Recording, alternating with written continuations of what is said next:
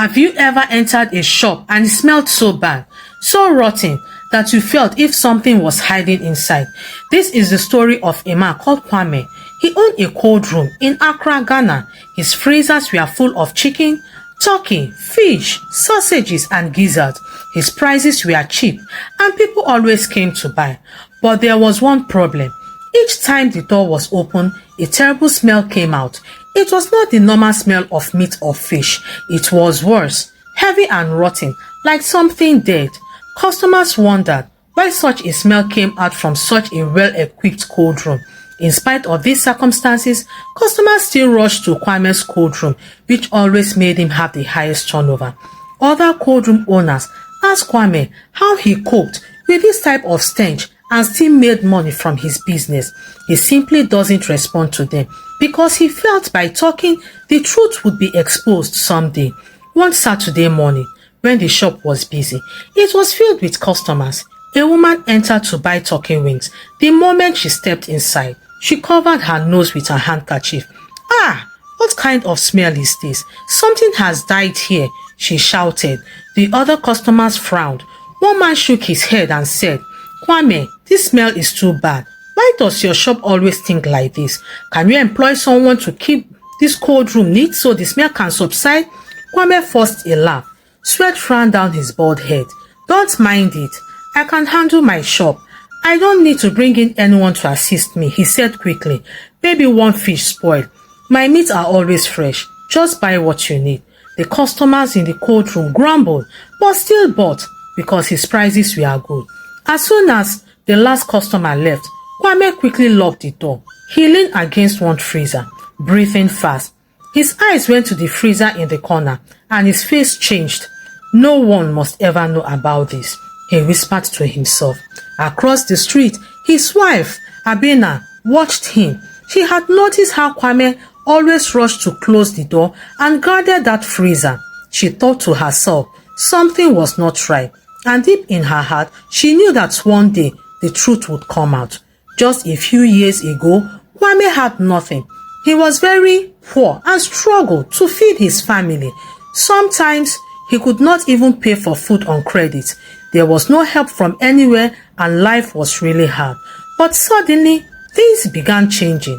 Within 2 years, he had opened a cold room, bought several big freezers and filled them up with meat. His shop became busy and money started to flow in. People in his neighborhood talked about him. Even sellers that have been in this business way longer before him had not made that kind of money. Kwame's wealth came too fast, one neighbor whispered. "Selling chicken and fish cannot bring this much money now." Another said, "Maybe he has joined something strange." Another concluded. Kwame heard their gossip and still remained silent. "After all, it is none of their concern," he muttered. "All he knows is that he is making good money from his business." Even his wife, Abina, noticed the change too. Kwame no longer shared everything with her. She was shocked as she found bundles of money hidden in strange places, inside old shoes, under the bed, behind the wardrobe. Sometimes, even at night, she woke up and found him gone. And when she checked, he had sneaked into the shop and often stayed there for hours before returning.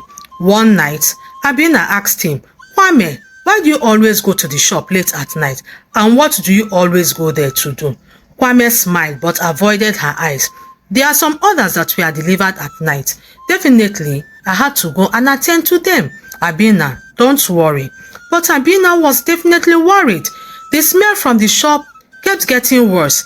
Even people walking past complained and covered their noses. Little children that played around the neighborhood laughed and called it the smelling shop. Still, Kwame ignored it and continued with his business, pretending it was nothing. But Abena's heart was not at rest. She kept on thinking that her husband was hiding something in that cold room, and it was something that would not stay hidden forever. Most nights, Abena could not sleep. The smell in the shop was getting worse each week. People who lived around the neighborhood complained. The customers who went in to buy were not left out. Yet Kwame always said, "It's just spoiled fish." One night, Abena heard Kwame leave the house very quietly. Kwame thought Abena was asleep. A few minutes after Kwame left, Abena wrapped her shawl and followed him. The road was dark, but she kept her distance. Kwame walked fast while he turned back to see if he was being followed until he reached the cold room. He looked around nervously before unlocking the door. Abena hid near the window and peeped inside. Abena saw Kwame walk straight to the freezer in the corner. He opened it and stood there, whispering with sweat on his face. Abena pressed her ear to the glass window. "Kojo, why did you fight me?" Kwame muttered. "You should have listened to me. See what you caused. Now you'll never leave me." Abena gasped. Kojo was Kwame's younger brother, the same brother who had traveled and never returned. Could it be? What was really going on? Abena muttered to herself. Kwame lifted a black plastic bag from the freezer, stared at it for a while, then pushed it back under the chicken. He closed the freezer, placed a heavy crate on top, and wiped his face. Abena's whole body shook, dumbfounded and shocked. Although she managed to rush home before Kwame came out of the cold room, she could not believe what she had just heard.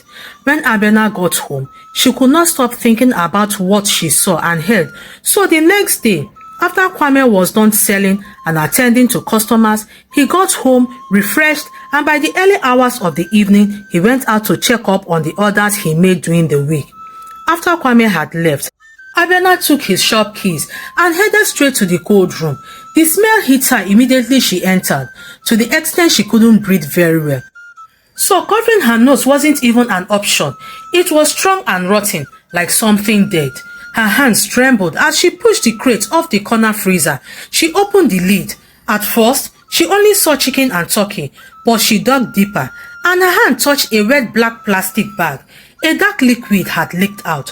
When she pulled the bag and opened it a little, what she saw made her scream.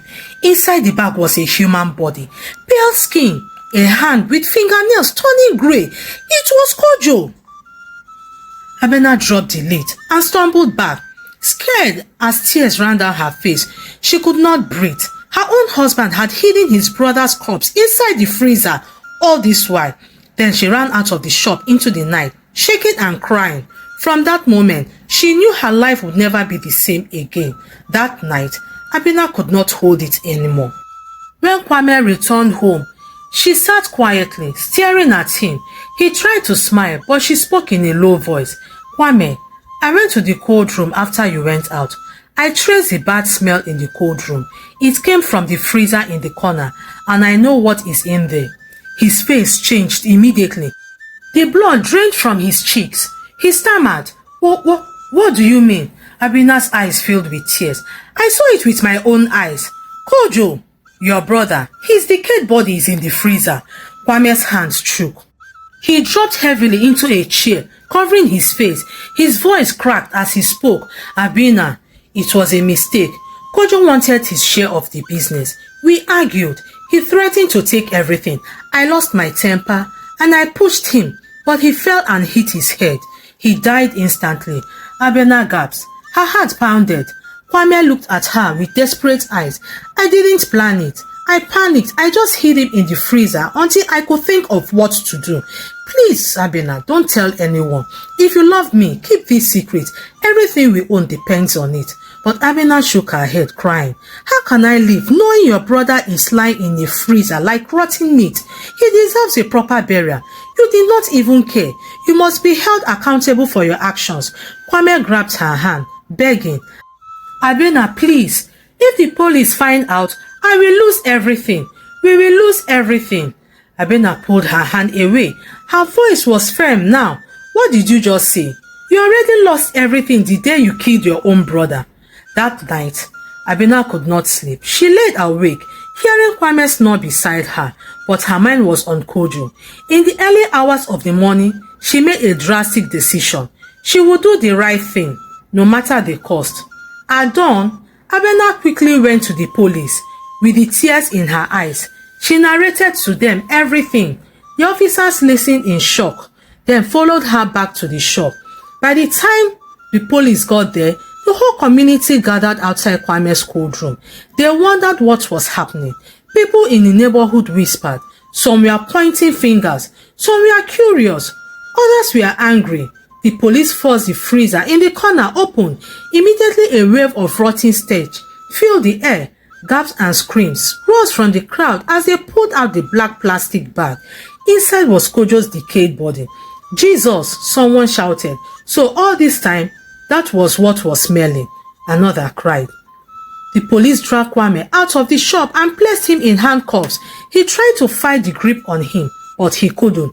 The next thing he shouted, Abner, you betrayed me. You destroyed me. But Abner stood with tears streaming down her face. Her voice was steady as she answered, No, Kwame, I didn't betray you. It was your greed that destroyed you. The crowd murmured in agreement. Some cursed him. Others shook their heads in disbelief. The cheap meat they had been rushing to buy was hiding a dark and deadly secret all along. Later that evening, Abner stood in front of the courtroom. Now sealed with police tape, the shop that once brought money had become a place of shame. She whispered softly to herself, Greed destroys, secret stings, and no matter how cold you hide them, the truth will always rise. Thank you for watching this story. What lesson did you take away from this story?